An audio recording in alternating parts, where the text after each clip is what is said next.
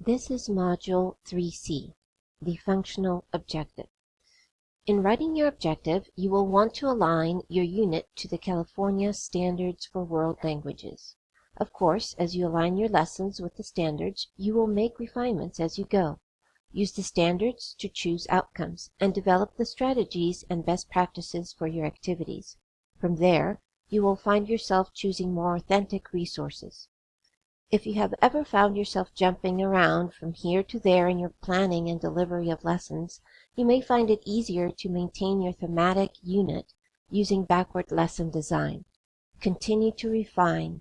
Keep notes on the effectiveness of each lesson to facilitate revision for the next time you teach it. You will also find great resources on the ACTFL webpage mentioned at the end of this presentation. The functional objective is a statement about what the language learner can do at the end of the unit or lesson with the skills acquired. When students do things, their output can be more easily measured. Just as in all human interactions, there are always hidden things, what the students don't want to show or are not ready to show, what the student understands but is not yet ready to demonstrate, etc. However, when we base our assessments on observable behavior, we can be much more objective about fairness in what we ask our students to do and how we deal with the evaluations of their work. Remember that the functional objective can help answer the essential question as well as the unit guiding question, and it also relates to the summative assessment. As we think about some examples of functional objectives for different levels, French 1, Mandarin 2, Spanish 3, remember these will relate directly to the summative assessment. Because nearly all Level 1 students are in Stage 1, you can envision what can be expected from these students in their assessment. Some examples for Level 1. Describe to an exchange student the people in a family album. You may be expecting language like this at Stage 1. This is my grandfather.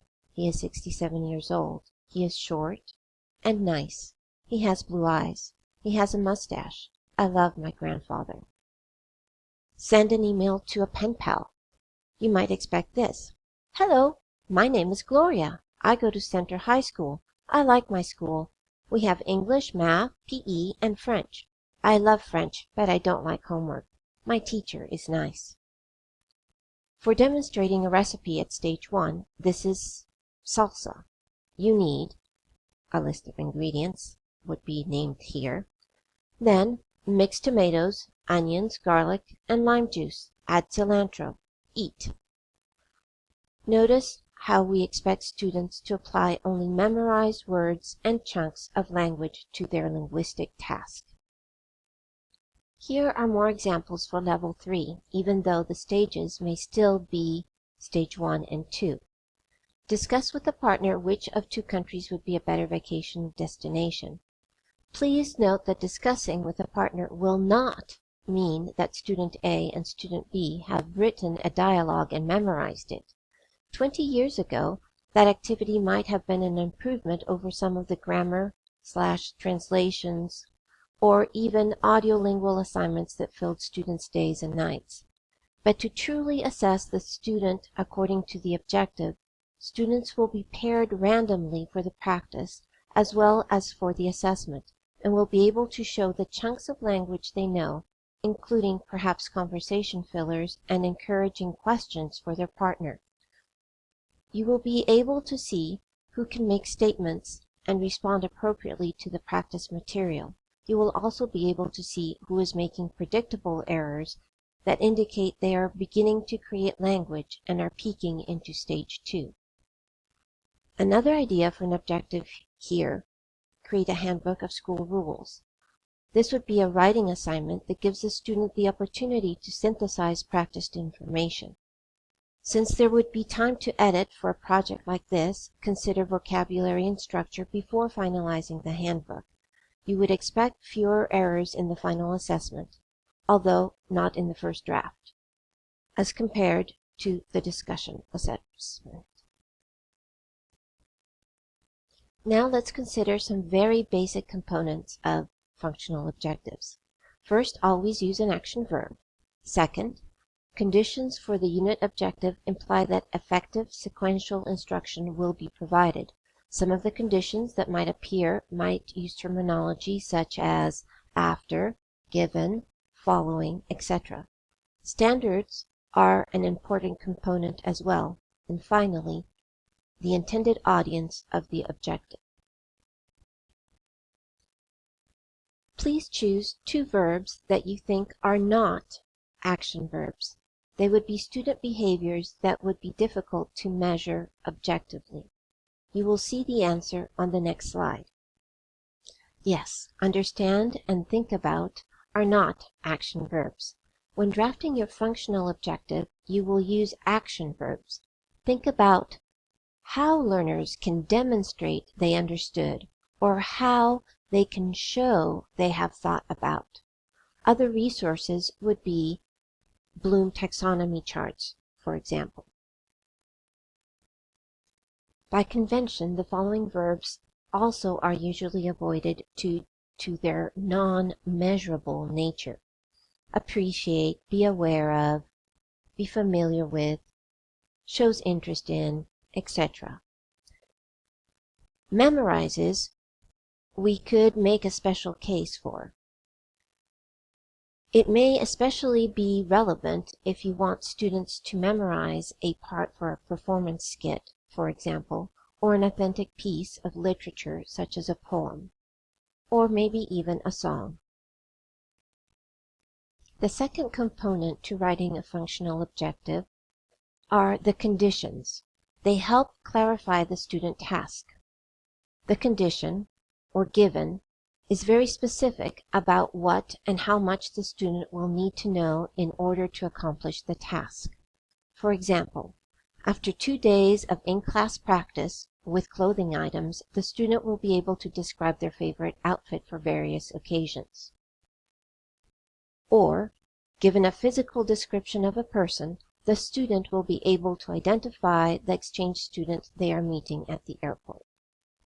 The third component of a functional objective is that it must be aligned to the standards, whether they are the California World Language Standards or the World Readiness Standards. In order for us to write realistic functional objectives, we must stay cognizant of the way students develop language and cultural proficiency. Remember that we live in Stage 3, as we discussed with Christine during Module 2.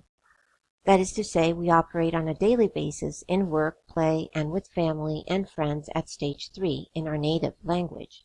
So in general, we need to honor where our students are in their development, which can be Stage 1 peaking into Stage 2 for a very long time. This is critical. Learning about how students actually acquire language, in what way and at what rate, will help all of us to better observe, describe, and plan for what happens in our courses. Similarly, the National World Readiness Standards are organized by proficiency levels. Most of our students will be in novice to intermediate, and some at advanced.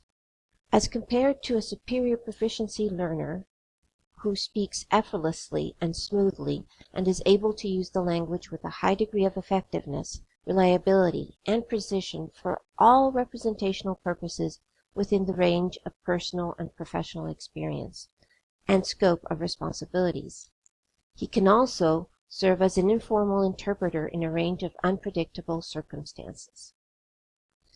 We will also need to keep in mind the content. The content is a variety of topics which increase in complexity from stage to stage along the language learning continuum. Just a few, taken from the standards, are listed here. Textbooks are usually very good about providing ideas for content. If you are in a language department, there needs to be some agreement as to which content belongs to which level, meaning year of study, and how that content is to be recycled. We will also need to ask ourselves which communication skills will be addressed in the functional objective. Maybe all. Communication takes place in all skills: listening, speaking, reading, writing, and culture as well. There are many ramifications for culture in the simplest communication. For example, conversations, to be authentic, will demonstrate appropriate personal space between communicators for the target culture. You will also see these skills echoed in the World Readiness Standards. These modes of communication are defined in the national standards for the 21st century language learning. In the previous module, you mentioned many other ways that culture can be embedded in a lesson. World language teachers are becoming more aware of the need to embed culture in the lessons. It used to be that maybe the second half of Friday was reserved for culture, or culture was considered separate and was taught in English. Armed with the standards and fresh ideas, the classroom has come alive for students who benefit from culturally rich lessons in the target language.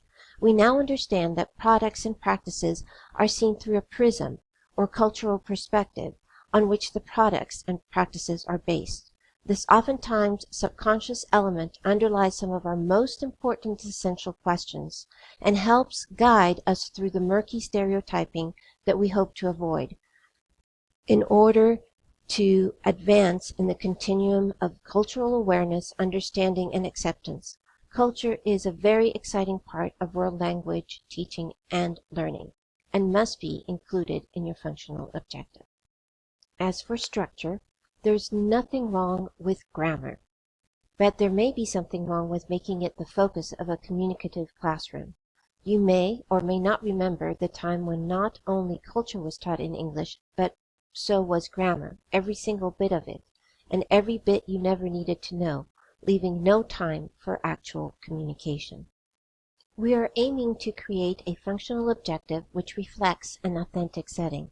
In today's world, we can truly go outside to play. We have media of all kinds, both in our schools and our homes and communities. Many of the languages we teach have speakers who live, work, and play nearby, giving us all sorts of resources: celebrations and festivals, interactive and virtual websites, pen and paper pen pals. Opportunities for communication seem to turn up all the time. We need to be on the lookout for ways to engage our students outside of the classroom.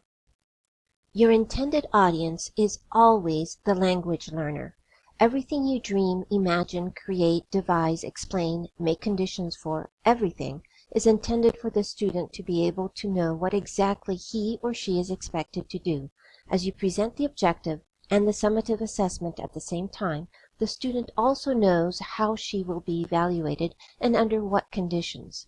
As we move through the other components of lesson design and arrive at Module 6, you will see how crucial it has been to write a clear and accurate objective for yourself and for the student. Okay, which is it? A, B, or C? Please be ready to discuss your choice on Saturday, and if you can, add the conditions and standards addressed in this functional objective. Now that you have the components of how to craft your functional objective, let's look at the interactive document, the Global Can-Do Benchmarks created by ACTFL, the American Council on Teaching of Foreign Languages. The Can-Do statements are self-assessment checklists used by language learners to assess what they can do with the language. The interactive document is organized in a grid by proficiency level and mode of communication. These can-do statements can provide you, not just the student, with the smaller increments that build towards the demonstration of the larger unit's functional objective. This document is linked to component number 4 of writing a functional objective. Considering the audience, as you will see, these benchmarks are written in student-friendly language. We have reviewed the basics of backwards lesson design, and I hope that you are excited to focus on what your students can do and how an essential question, a unit guiding question, standards, and a carefully crafted functional objective can help you create a successful lesson plan. Remember, begin with the end in mind.